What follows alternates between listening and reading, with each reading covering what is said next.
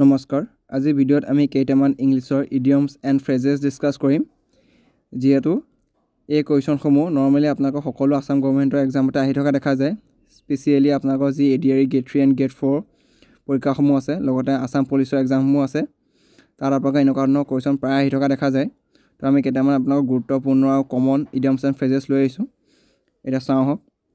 ইয়াত আছে ফাৰ্ষ্টটো আপোনালোকৰ two get into hot water two get into hot water মানে আপোনাৰ কিবা এটা বিপদৰ সন্মুখীন হোৱা বা বিপদত পৰা তো আপোনাকে অপচনটো চাইটা গম পাব যে আপোনাকৰ ইয়াত কাৰেক্ট অপচন হ'ব option number C to get into trouble মানে কিবা এটা বিপদত পৰা বা সন্মুখীন হোৱা নেক্সটটো আছে আপোনাকৰ এ ওয়াইল্ড গুজ সেজ মানে আপোনাকে কিবা লক্ষ্যহীন কাম এটা আপোনাকে চেষ্টা কৰি আছে কিবা এটা আপোনাকে ফল নোপোৱাৰ কাম এটা আপোনাকে চেষ্টা কৰি আছে যেটো যদি আমি এক্সাম্পল হিচাপে লওঁ যদি গাড়ী এখন 40 কিলোমিটাৰ পাৰ আৱাৰ স্পিডত গৈ আছে আমি যদি হেখন দৌৰি ধৰিবলৈ যাওঁ আমি ধৰিব নোৱাৰিম হেটো আমাৰ ওয়েস্ট অফ টাইম হ'ব হেতুকে কৈছে ইয়াৰ কাৰণে কাৰেক্ট অপচন হ'ব অপচন নম্বৰ ডি ফ্ৰুটলেছ পাৰসুট মানে কোনো ফল নথকা বস্তু এটা দৌৰি থকাটোকে এই ওয়াইল্ড গুজ সেজ বুলি কোৱা হৈছে ইয়াৰ পিছত নেক্সট আছে থিউডা সিনেৰি মানে আপোনালোকে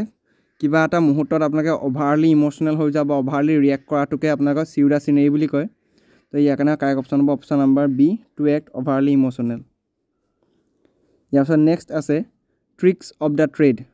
দ্য ট্ৰেড মানে আপোনাৰ কিবা এটা হিডেন স্কিলছ বা নলেজ আছে যেটো আপোনাকৰ ডিফিকাল্ট সিচুৱেশ্যন আপোনাকৰ কামত দিয়ে তো আপোনালোকে অপচন কিটা চাই এটা গম পালে ইয়াত আমাৰ কাৰেক্ট অপচন হ'ব অপচন নম্বৰ সি স্পেচিয়েল স্কিলছ অৰ নলেজ যেটো আপোনাকৰ ডিফিকাল্ট সিচুৱেশ্যন আপোনালোকে সেই স্কিলছটো বা নলেজটো ইউজ কৰি আপোনালোকে ওলাই আহিব পাৰে যেটো ট্ৰিক্স অফ দ্য ট্ৰেড বুলি কোৱা হয় নেক্সট ইন এ নাটসেল মানে অতি কম ৱৰ্ডত আপোনাৰ কিবা এটা বস্তু ডেসক্ৰাইব কৰাটোকে ইন এ নাটসেল বুলি কোৱা হয় ইয়াৰ কাৰণে আপোনাৰ কাৰেক্ট অপচন হ'ব option number B very briefly মানে অতি কমকৈ অতি চমুকৈ যিমান পাৰে হেতুক আপোনাৰ ইন এ নাটসেল বুলি কোৱা হয় ইয়াৰ পিছত নেক্সট আছে আউট ফৰ দা কাউন্ট মানে হেভিলি স্লিপ মানে অতি গভীৰ নিদ্ৰাত শুৱাটোকে আপোনাৰ আউট ফৰ দা কাউন্ট বুলি ধৰা হয় মানে কাউন্টতে নধৰে তো ইয়াৰ কাৰণে আপোনাৰ কাৰেক্ট অপচন হ'ব যেটো আপোনাৰ গম পালে option number C in a deep and insensible sleep মানে অতি গভীৰ নিদ্ৰাত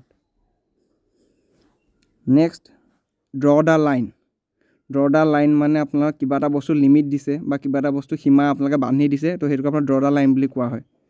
তো ইয়াৰ কাৰণে আপোনাক কাৰেক্ট অপচন হ'ব option number D to set a limit on something কিবা এটা বস্তু কাৰণে আপোনালোকে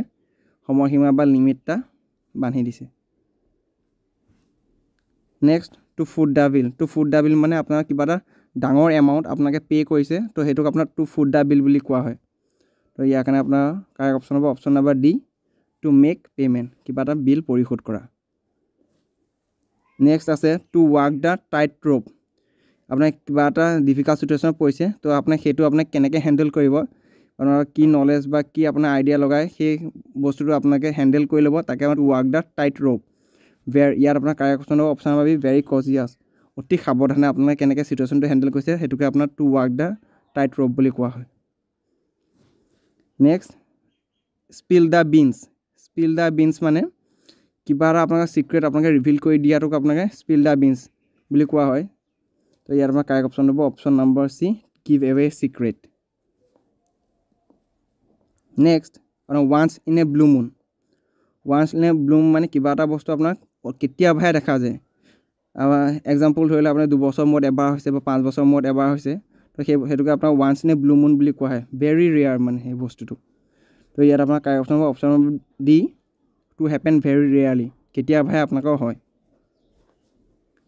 next a piece of cake মানে কিবা এটা বস্তু আপোনাকে অতি ইজিলি বা সোনকালে আপোনাক কৰিব পাৰে বা বুজে হেতুক আপোনাৰ এ পিচ অফ কেক বুলি কোৱা হয় তো আমি অপচন কিটা চাই গম পালোঁ যেহেতু এইটো option number D something that is easy to understand or do কিবা এটা বস্তু অতি সোনকালে আপোনাকে বুজি পাইছে বা কৰিব পাৰে হেতুক আপোনাৰ এ পিচ অফ কেক বুলি কোৱা হয় বা তেনেকুৱা ক্ষেত্ৰত আপোনাকে এ পিচ অফ কেকটো ইউজ কৰা হয় নেক্সট আপ ইন আৰ্মছ মানে ভেৰি এংগ্ৰি অতি খঙিয়াল লগে আপোনাকে আপ ইন আৰ্মছ বুলি কোৱা হয়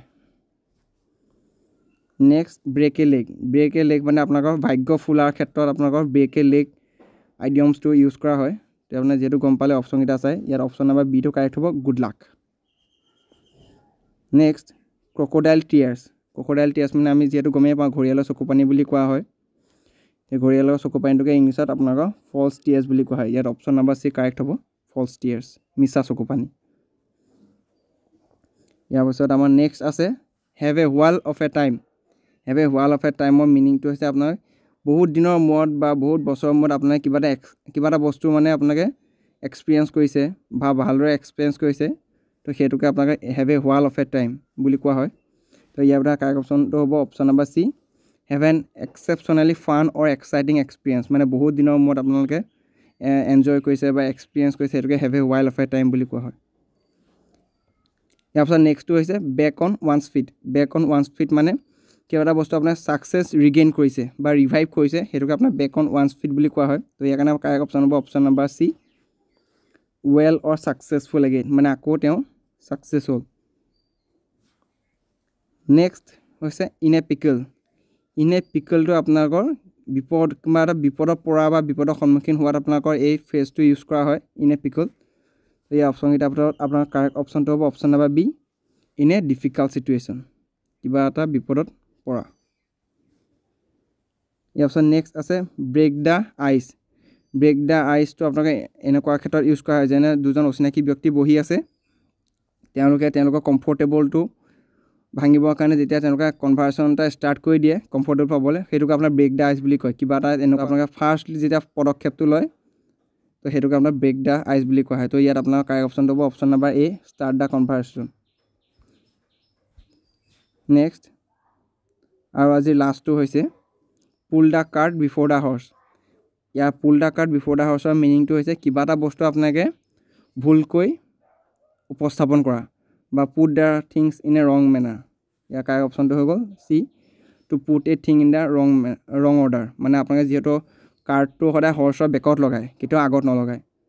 সেইটোকে কৈছে আপোনাক ভুলকৈ লগোৱা সেইকাৰণে ইয়াৰ কাৰণে correct option two put a thing in a ৰং অৰ্ডাৰ মানে কিবা এটা বস্তু ভুলকৈ সজা তো আজিৰ কাৰণে এইকেইটা ইম্পৰ্টেণ্ট আপোনাৰ গুৰুত্বপূৰ্ণ ইডিয়মছ এণ্ড ফ্ৰেজেছ আছিলে আৰু আগলৈও এনেকুৱা ভিডিঅ' পাই থাকিব য'ত আপুনি ইংলিছৰ বেলেগ ছেকশ্যনৰ ইম্পৰ্টেণ্ট কুৱেশ্যনসমূহ লৈ আহিম তাৰ কাৰণে আমাৰ চেনেলটো ছাবস্ক্ৰাইব কৰি ৰাখিব ধন্যবাদ